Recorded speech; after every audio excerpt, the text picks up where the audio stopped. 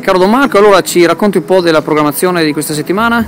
Beh, questa settimana stiamo facendo un film del 6 intitolato Il villaggio di cartone, film uscito al Festival di Venezia di Ermanno Olmi, è un film molto impegnato. Poi subito dopo, a cominciare da sabato, daremo un film che ha ricevuto l'Orso d'Oro e d'Argento al Festival di Berlino, intitolato Una separazione. Narra una vicenda di una famiglia iraniana che ha commosso veramente le platee. Poi domenica, per i ragazzi invece le famiglie, una bellissima fiaba raccontata da Miyazaki, questo famoso maestro giapponese che ama proprio narrare le fiabe ai bambini, autore anche di Pogno sulla scogliera. Il titolo del film è Arietti ed è veramente molto bello per le famiglie.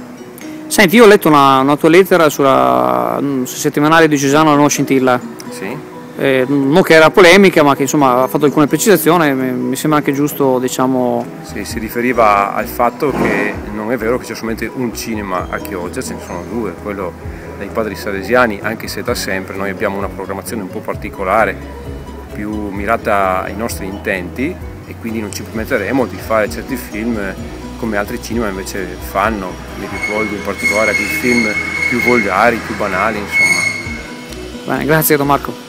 Ciao.